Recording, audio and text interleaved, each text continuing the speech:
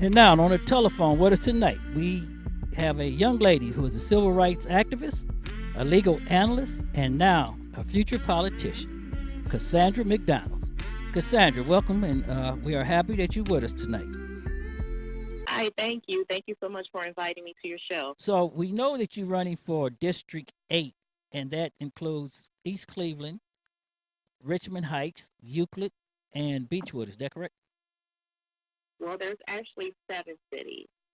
So it's Euclid, South Euclid, East Cleveland, Cleveland Ward 10, Richmond Heights, Beechwood, and Woodmere.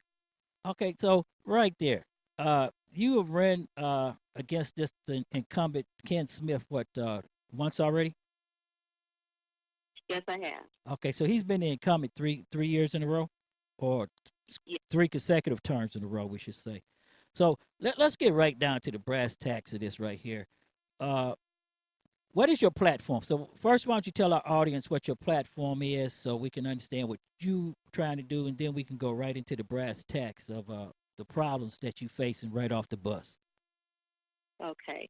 Well, my major concern, number one, is that we have to do better with our civil rights activism when it comes to discrimination, when it comes to fair pay and equality, and when it comes to racial relationships. There needs to be other measures put in place at all levels of government to protect those freedoms and liberties.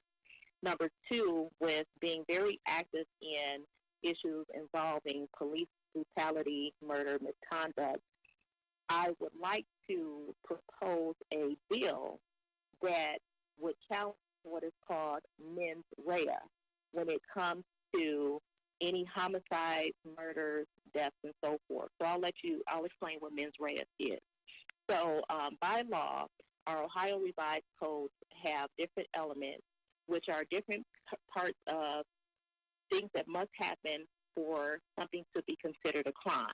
Mens rea, when it comes to murder, is the state of mind that the person had at the time of killing someone.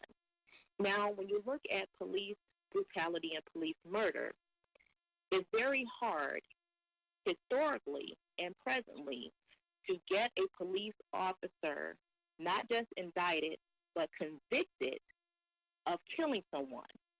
Why is that?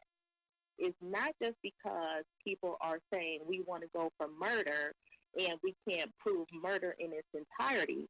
What it is that little clause called mens rea that I think and I truly believe that if we change that in the state law, that it will change our rate of being able to convict police. But Because how are we going to get that conviction if they're already trained to shoot and kill?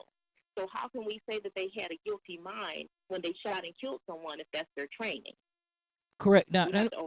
Now let me ask you Mm-hmm. that. I understand that. Let me ask you that. But what about the Supreme Court ruling that puts it on a layman's point for law enforcement officers, where it says what a reasonable police officer would do, because that's the standard that Right. everyone's using. So, uh, on that issue, would you bring it out from that standard and put a new standard? Absolutely, you have to change it. I think a lot of laws need to be reclassified, and the way that we describe reasonable needs to be reclassified. It's just like in the case of it could be anyone. You know, what is reasonable? Reasonable is as good as the argument that someone gives you about a person having a reasonable mindset or acting as a reasonable person. Reasonable has what true definition. And I think that when it comes to that, and I'm glad you brought it up, when it comes to that, there needs to be a clearer definition that's not vague, that's not ambiguous, that definitely says this is what we're talking about. Reasonable leaves it open to too many things. But too many interpretations, and that's correct, Exactly. especially with law enforcement officers. Now, since Yeah. we're on law enforcement, and we're going to talk about your police aspiration, police reform. Now, I noticed, and I'm gonna say this about everybody about Cassandra, because I've been sitting back in the background watching her, and it's not like it was during the mayoral election. I noticed that you speak on both levels, which I like, where you don't condemn your law enforcement officers and you don't group them up, but you don't tolerate misconduct, Yes. and that's something I like right there, because what you doing as an activist, you're actually saying we need to work with our law enforcement officers, but we need to weed out the bad ones. Uh, Absolutely, because first of all, they're doing something that I would never do, and I thank them for that. And we don't expect to be grouped with just because we're with someone that we're like them, and that's the same that's applicable to police officers. Because at the end of the day, everyone is an individual. However, we all need to be accountable, and I know it sounds cliche because we always hear that, but that is a standard that we all need to hold ourselves up to. I just did a movie called The Bleeding Blue, and it's a documentary on police officers and how community policing, what has gone wrong and where we are with that. And I believe that a lot of it is just that we are so far removed from not just our issues, but we are removed from diversity and cultural things, which I don't see that happening now in these years. We're so far removed from each other. and that's correct. And I want to go back and right there because that's exactly where I want to go for the community. Because 92% of our problems starts with our community failure to get involved or to go out and vote or to get educated. So as coming into if you get elected, and these are the questions I want to get right into because you hit it right there on the head.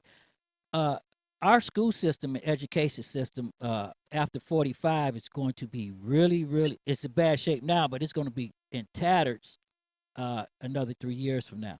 What is your program to try to bring that back or try to salvage it and bring it back up right? Number one, and again, I just had this conversation earlier where we're looking at who's going to do what and where does the problem lie. And the problem lies with all of us. It's not a problem with the triangular side. It's not a problem with a square or rectangle. This is a circular problem, meaning everyone is involved. So the parents have been disconnected from the teachers disconnected from the parents, the children disconnected from the parents and the teachers, and so forth, pretty much disconnected from what society calls a productive citizen. So we have to get that back together, number one. Number two is that we have to stop teaching children to the test so they can pass the test without really teaching them what it is that they're testing for, because it only sets them up for failure. You're just kind of giving them what it is just to make it through, but you're not really giving them life skills and things that they need. I also feel that besides the curriculum, we need to start back teaching social skills. I think we need to have truancy officers back knocking at the doors, and that could be another division of the police department that we can put together to make that happen. Prime example, going back to the murders. Okay, this student isn't there. Why aren't they there? Send somebody out. We Right. need to also make it a state law and not just leave it up to the municipal government to say, well, the school boards, I should say, to say when a person should call in if their child is missing. That should be something that the state directs. You don't leave it up to the schools. Now, Senator Sandra Williams did part of that, but I want to take it a step further because what I see is that we react to a situation instead of being proactive. When you have that pen to the paper, you need to sit down and say, okay, we solved that. But just in case this happens, let me just put this law in there. Just in case this happens, let me go a step further. We don't do that. We wait until it happens, and then we respond. Well, would you go? Would you put forth? Because the way it sounds, and most people, we asked all the good questions because you Mhm. sound like you can write legislation. So, so I'm not going to ask you if you can write it because you're talking to me now like you can write it and you understand what you need to put in there. So, would you put legislation forward to make mandatory funding? Because had the city of Cleveland not cut busing, that young lady would be alive today. Absolutely, because I'm going to tell you another thing. Um, there is a Medicaid IEP, and a lot of people know IEPs. They're individual educational plans for students who have, disability or something like that. However, there's another part of the IEP that can possibly be paid through Medicaid for transportation for your children to get back and forth to school. We're not addressing or trying to figure out ways how we can tap into those funding to make sure that our students have transportation. That's a big issue. They're walking miles. They're getting up at 5:30 in the morning. 7, 8, 9, 10-year-old kids walking down the street, parents trying to go to school. It's dark outside. Why aren't we looking at these Medicaid dollars that's through these IEP programs to find busing for our children? We can do that. We just haven't tried to do that. And if it doesn't work the first time, you try it again. Now the second, well, not to cut you Mhm. off, but the second thing I want to bring in while you talking about that is alternative schools where we can take troubled kids and put them in where they can get the training and needs that they need without holding up the kids that is already going to speed. Like remember they used to have a supplementary center and all that things in the city of Cleveland. Yes. And you know what else? Another educational resource, because, they have all these charter schools going up, but Montessori schools were good schools as well, in my opinion, because you had students in there at various learning levels, but they were free to explore education based on their understanding. So if you had a 6-year-old that performed at an eighth grade, like not eighth grade, but an 8-year-old level, they let them go ahead and do that educational curriculum. And on the flip side of that, if you had an 8-year-old that could only perform at a 6-year-old level, they were able to do that curriculum, but it did not jeopardize their success rate. And that's something I think that we need to look at again. I'm very concerned with charter schools because charter schools, some people say, well, they give my child an opportunity, to have this education. But we've seen what has happened with charter schools, not saying it can't turn around, but I want people to understand that this jeopardizes our public education school system. Well, it takes funding away. Exactly. And if a student wants to come back to that school, that money doesn't follow them back to that public school. It stays with the charter school. Also, would you put legislation up for the state of Ohio because there's going to be a bunch of charter schools, but charter schools are not responsible to the state or to the parent. They're probably so. It's not like we can go to the mayor and tell the mayor this is what we want to do. We lose that control. So how would because charter school is going to be a part of this until we get a new federal government and get education back where it's supposed to be at. So how would you put legislation forward through the committee to bring that in to where you as a legislator, at least you will have control if the parents don't have control? Well, number one, because as it is now, because again, that goes back to trying to, I believe, take away public schools and making everything private, and I just don't agree with that. And I think that number one, raise the standards, and if they don't perform to those standards, I don't believe we give them 5,000 chances to get it right. We need to close it down. Number two, we need to make sure, like you said, that the state has better control over that. And it's simply writing legislation and getting people to co-sponsor the bill with you and bring this forth at in your hearings and your meetings to make sure that these messages get across. The problem is, and I'm just being totally honest, is that you can have all the platforms in the world, but your working relationships, once you get there to that state house, is going to make the difference because we're outnumbered as a Democrat and Republicans, on the other side, we're outnumbered. And it takes a certain amount of votes to get a bill passed to the next level, which will be the Senate, and then from the Senate to the governor's office.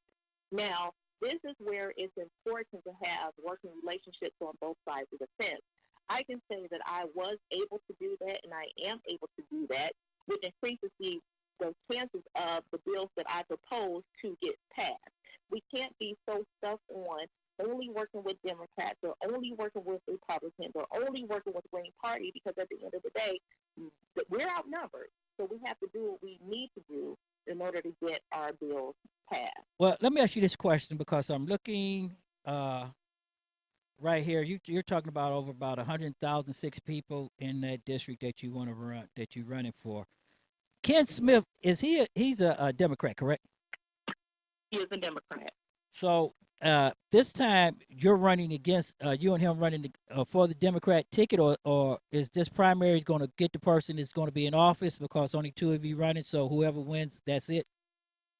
Absolutely, whoever wins in May wins the seat. Written C, okay, because there's no Republican. Last time you ran as a Republican in 2016.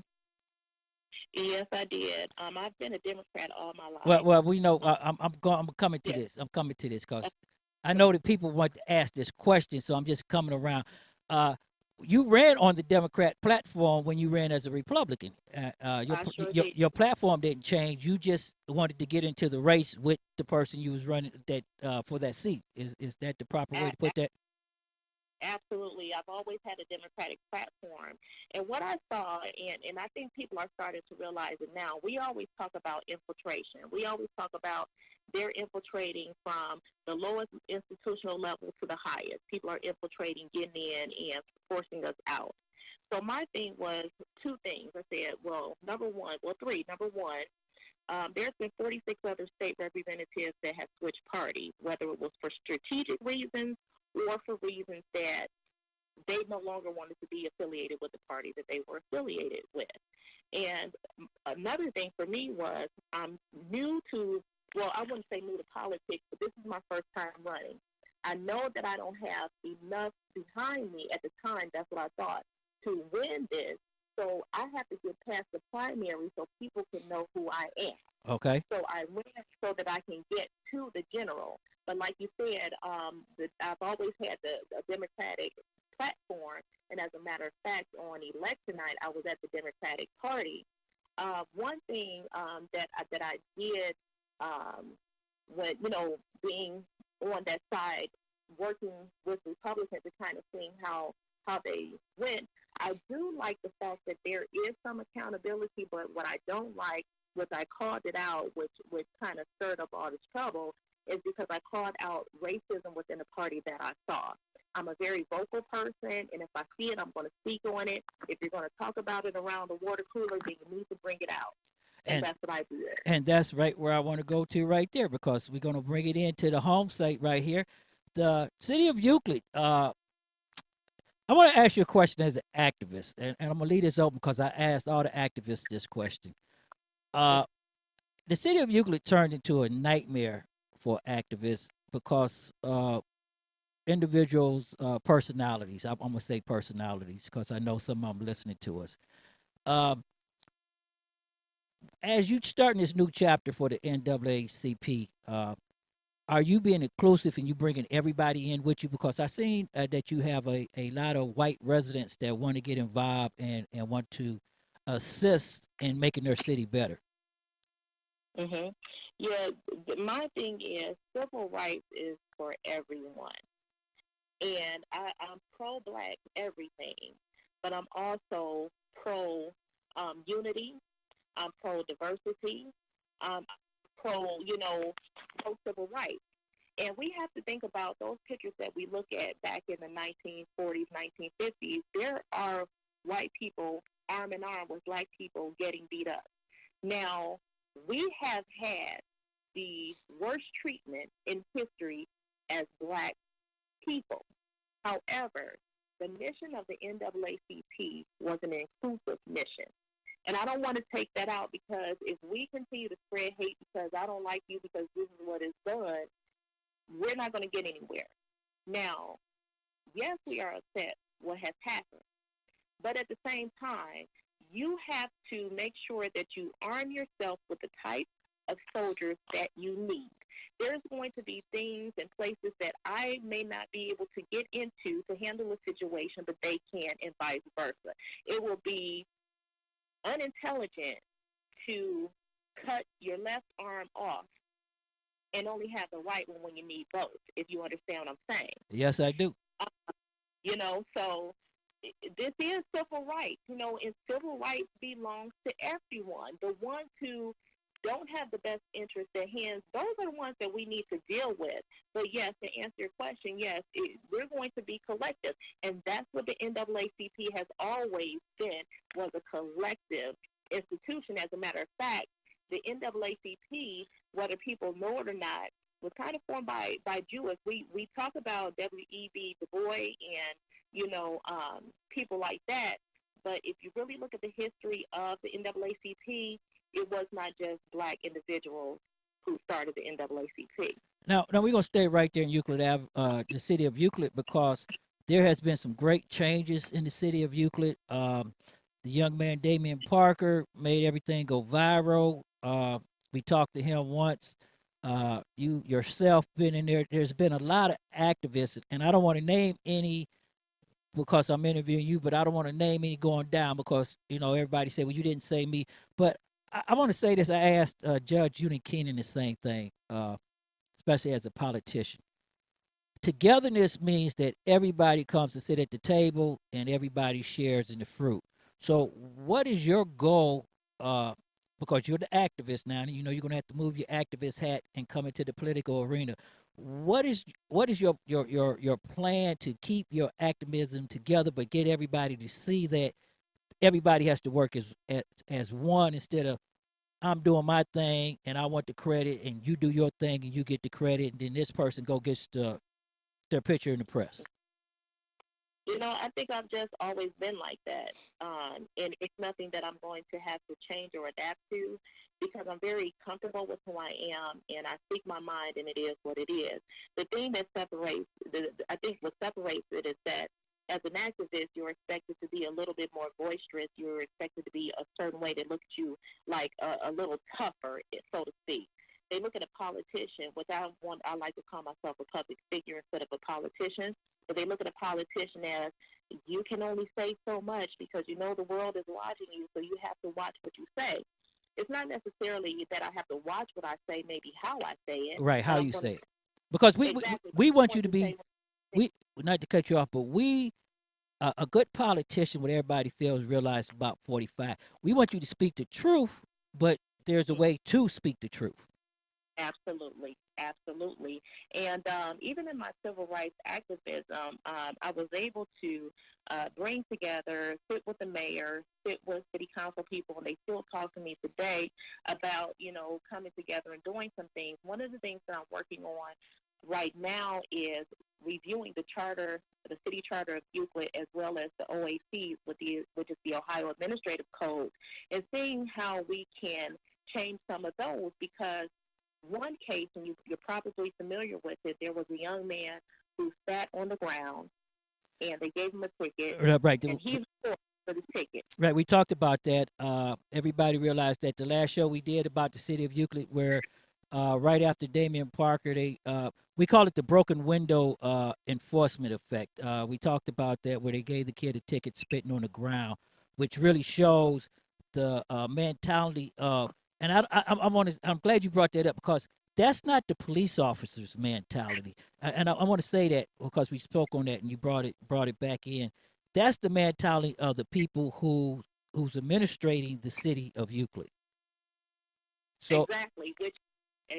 Go ahead. No, what I was getting ready to say. So that's what you have as a politician. That's what you have to work at, the administrators, because if the administrators allow that, and that's the type of policing that they was trained to keep people they didn't want out of their cities. And this is what everybody. We're going to get into that in a minute because that's the white elephant in the room. The Euclid Police Department is used to doing a broken window enforcement because they didn't want minorities in the city, and that's the way they kept minorities out of the cities. Right. So you have to change that mentality from the mayor, the chief, down. Right. So let me tell you what I did because that's exactly what it is. And I have tons of emails because I went back and forth with the law director. And I said, from the basis of what this code is, you're using it the wrong way.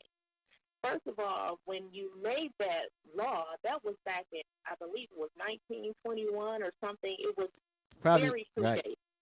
Okay? And I said, that wasn't for the purpose of fitting in the sense that you're looking at it. If you think about how cities were back then, if you think about the streets and you think about tobacco, that was to keep the cosmetics of the streets and the sanitation of the streets together, because think about the diseases and so forth. Correct. Okay? So I also told her, I said, well, what the officers are saying that you did basis what the charge of the ticket says, it doesn't fit, and if it doesn't fit, it's not a crime. So her and I went back and forth on that, and they didn't want to budge, but then that's when I said, that's okay, because now I'm going to get some law students, because, I graduated from Cleveland Marshall College of Law. I said, I'm going to get some law students from Cleveland Marshall and Case, And what we're going to do, since the city of Euclid was saying they didn't have time per se to go over the charter and the laws, we're going to do it for you, just like the Cleveland Marshall College of Law did with the consent decree. I said, there's a way to do it. There's a way to Right. do it without money, and there's a way to do it efficiently. You just don't want to do it, so we're going to do it. Right. And right now, go ahead. Go ahead. No, you go ahead. You can finish. Okay, so we're going to be bringing that back up. That's one of the things that the chapter that I'm forming with the NAACP, that is one of our priorities, is to get that done there. Right, because everybody has to realize this, and I'm just gonna say it because it's my show, Dr. Madness. Keep it real. Is that those police officers were using that law to intimidate and harass those young men, okay? And they was Yes. attempting to send a message to the activist, Damian Parker, one, Mm-hmm. and everybody who was with Damian Parker, that they wasn't going to allow you to disrupt their operation. Yes. And And that's it was blatant. Yes. right. And that's something that we tried to talk with Mr. Parker about we a little bit, was that uh, Stevie Wonder could have seen what was happening down the line as it was coming down. Marvin Cross, the spokesperson for the Black Retired Police Officer Association, went in, and a lot of good things was done because Amiot was fired. Euclid had to change some of their policies. Uh, I think that the mayor did a little quick thing with Amiot instead of taking him through his due process, and we all know what happens with that. And you are in astute of looking at the law. You know how things come when it comes to arbitrators. So we have to look at that later to see when it comes back. But I want to talk about the white elephant in the room. The biggest problem you're going to face as an activist, as a black woman, and as a city Mm-hmm. that you love, and is in the middle of your district, the city of East Cleveland. Now, Yes. you did a thing on the dump. Matter of fact, we put up some of your uh, video that you did on the dump. We're gonna play a little bit of that on your intro later. But when you look at East Cleveland, they're $2 million in the red from last year, and they got a $14 million budget. And we was on a bus with a bunch of investors. Nobody wants to come into East Cleveland with the present form of government. So, Mm-hmm.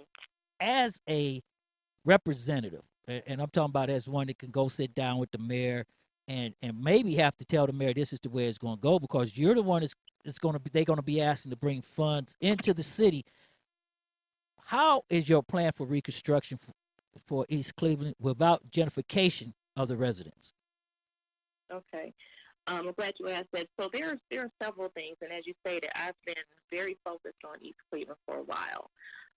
From the point when they were initially talking about bankruptcy to the city merger and so forth. So the city of Cleveland, as you know, they're going through their own issues with funding, the consent decree, and so forth. So I was always concerned about that, because how are they going to inherit the depth of East Cleveland and still be able to have the residents that are already in East Cleveland, to keep them stable without causing, like you said, gentrification. So one of the things that I had researched, again, I always research, was to do a county merger, because the county could have held the city down. However, the state of Ohio does not, for some reason, allow a county to take a municipality, but the state can appoint a receiver and take the state and handle the fiscal situations there until the city is in recovery. So that's one option that could be done. The problem is, where are we going to find a receiver? And also, there has to be a judge, which could be a judge on the Court of Appeals. It could be a judge, a municipal judge like Judge Dawson, who is in East Cleveland right now, that can make sure that the legalities of the receivership is followed.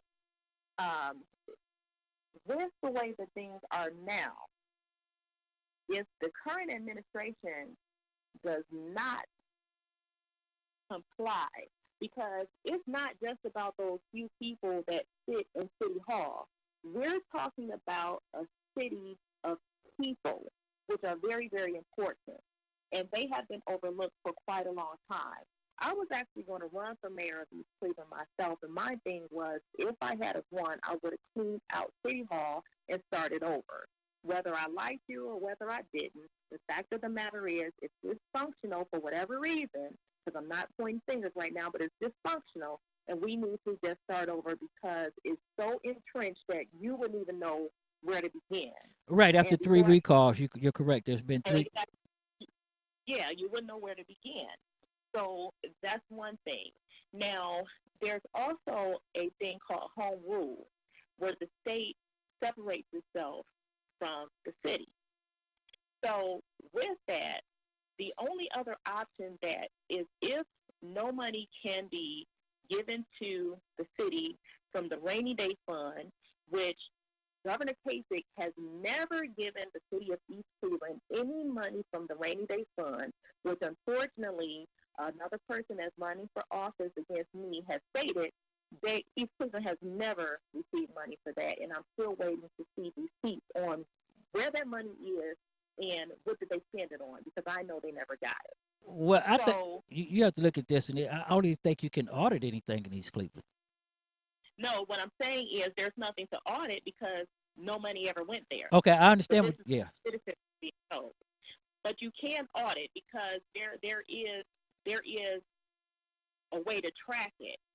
What the problem is that they're having when we talk about audits is the money that came from the hospital being torn down, which still remains a mystery in East Cleveland. And the red light cameras and all the books. See, I'm going to go right here too because there is a solution that's been on the table with investors. You know Chris, correct, and University Circle. Yeah, Chris Momaine, there's Right. actually two, and I'm part of one of them. Okay. So do you know that I don't know if the residents and everybody knows this, but last year when we did our story and got on the bus with the investors, the west side, the city is split up into three sections. Hmm. Okay. And the west side of the city was prepared for investors. That's why everything is tore down there and all the land was made ready for the investors. Would you sit down with Chris or form a committee to sit down and have University Circle come in and take the west side of the city?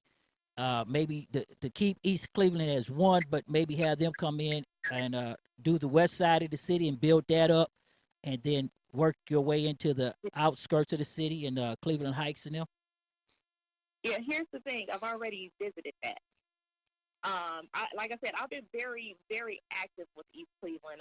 Chris Romaine is someone that I reached out to try to get some things done. There's also a section of the UNIA, which is an organization like the NAACP that's working to bring some seed funding into East Cleveland, which that is on the table, like it's being talked about right now.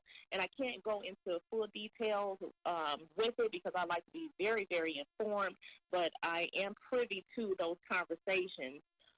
So that may be something that's happening. And right now the mayor is sitting down with some individuals. And as a matter of fact, the next meeting, I'll probably be there myself to talk about getting these millions of dollars into East Cleveland. I don't really like to talk about it because the residents, in my opinion, have been let down so much that I don't want to talk about something that's not 150% Right sure that it's going to come. The now. letdown has been tremendous. Now, the third question I'm going to ask you about East Cleveland, or maybe the fourth question I had lost track, is how are you Mm-hmm. going to get the residents involved, get them registered, and get them out to vote, and start making them take responsibilities for their own destiny? Mm-hmm. Um, so East Cleveland, I'm glad you brought that up too. For one, especially right now in the primary is hard because we couldn't really get them out in the general and primary in most elections, and it's very sad. In most primary elections, people don't come out. But what people don't understand is that your primary elections is what's setting it up for the general for your candidate to win. So you have to vote in the primary to make sure that your candidate makes it to the general or either wins that primary. One thing is that when you look at transportation in East Cleveland, when you look at education, voter education in East Cleveland, in a lot of different areas, is very limited. It's not there. So we have to meet people where they are, and we're not doing that. We expect everybody to have access to Facebook or social media or something that says you can put it up there and everybody sees it. East Cleveland is a city where you have to boot to the ground, knock on the doors, leave the flyers. Also, I think a good thing to do is if you want them to come to the polls, if whether you're a candidate or somebody that's politically active and you want people to come out, schedule bus trips to the voting polls. If you live on this section of East Cleveland, meet at this store, we'll take you to the polls. Something of that nature, because they're not getting out, and we have to engage with them, talk to them, because a lot of times we think we know what the residents really want. No, that's your idea. We need to find out. They live there. What can I do? What is it that, we think it's this. Are we on target? Is this what you really want? Or what's your frustration? How can we help the city? How can we help you help yourself? Because that's another thing. We have to get out of, well, I'm not going to do anything because they're not doing anything for me. We have to get out of that. Well, Cassandra, you've been with us a very long time, and I don't mean to cut you off, but I have one more question because I want everybody to know about this. Uh, Mhm. the East Cleveland dump. Now, that was a big issue, a big fight. I want everybody to know Eric Jonathan Brewer. Everybody talks about Eric, but Eric is a good communicator, and he got the ball rolling, and everybody stepped in and got the dump cleaned up. What are you going to do as the representative? Because we know the city is not going to do anything. So we're going to have to lead the city. So I want everybody to know I'm going to the state level and I'm going to talk to the state rep, which Cassandra is going to be. What are you going to do to make sure that that doesn't happen again? Okay, well, I'm sure you know my history on the dump. Before the dump got there, I was already advocating. Before Okay. it even got there, I said it was a bad idea. I did one of the first news reports, I think it was Channel 19, on that dump. One thing that I will definitely do, not just for East Cleveland, but any city, especially inner city, because it is an EPA civil rights violation, what happened to residents in the city of East Cleveland. There will be legislation that says specifically if it's this population of people, if it's in this area, if it's these schools, if it's such and such, there will be no dump nowhere allowed in those cities. For the life of me, I can't even understand why it was put there in the first place, especially when there were no royalties. Even if they wanted to say this is bringing in income, what residents do you have working there that's getting money? What's the royalties from it? There never was any. So this is to me, and I'm just going to be honest, to me, getting it cleaned up was a huge political move. Am I glad that it's being cleaned up? Yes, I am. But how all of a sudden, right before the election, you have the money when we've been fighting for this for the last 2 years plus to get this out of here, but here we are election time, and now you have it out of there. I have a huge problem with that. And I went, go ahead. go ahead. No, you go ahead. Okay, I went to the state house, and I went to see the current state representative that I am running against to ask, what are you going to do? And there's, YouTube video and different things out there. What are you going to do? He was out of his office. This is when I found out they had a bill. It was a House bill, but now it's a Senate bill, meaning I believe it has passed. I have to double check. But there's provisions when it comes to the overall EPA thing of dumps. But it does not specifically state about municipalities. And this is the thing. We only go so far again, but we don't solve the problem. We need to solve the problem. So my thing is to work on legislation, and I would definitely make it. If that happens, you are going to be charged with the EPA civil rights, violation. You will be heavily, the money that you'll have to pay the residents, because we don't even know what this has done to the health of these residents. For people who have never seen the dump, Correct. when they say this dump is in the backyard, they mean that. You step out the backyard, you are in the dump. Yeah, you can That's see it. how bad. You can see it from mountains. We did a show and put it up on TV for the world to see. Coming down the hill from Noble, it looks like a mountain out in Wyoming somewhere. Yes. So this is the thing I do for all the politicians. I'm not even gonna call you a politician because I know you're gonna be our next state rep. You're in a fight. I think that everybody realize now that it's not voting for who people tell you to vote for. It's voting for the best person that we want. And Cassandra McDonald, I want everybody to understand, go to STMK Radio 100's Facebook page or to stmkradio100.com. And we're going to have a bunch of stuff up for Cassandra McDonald about what she's doing with the NAACP, her posters and stuff. We put a bunch of stuff up and out there, and I want y'all to go and give this young lady some love. But Cassandra, I want you to tell everybody who's listening to you right now on internet radio and live stream TV why they should vote for you. I think that, well, I'm going to say I know that you should vote for me because I have always had people's best interests at heart. And it didn't just start for me running to be a candidate. I've been like this all my life. Even when I lost the election, I never let one day go past that I still was not out there advocating for you. So to me, it's not about the seat that I have, even though I would appreciate if you vote me in and bless me with that seat. It's not about where you are. If you're for the people, you're going to do it without that title or not. And I think I've proven that and I've shown that. And one thing I'll promise you is I'm not just going to be working for, gratitude and likes. I'm going to be working because every decision that I make, every law that I make is going to affect you. And I know how important that is. So I want you to know that if you elect me, I am going to work. I do work and I always will. Ladies and gentlemen, that was Cassandra McDonald, candidate for the District 8 congressional seat here in the state of Ohio, activist. And Cassandra, we want to really thank you for being with us.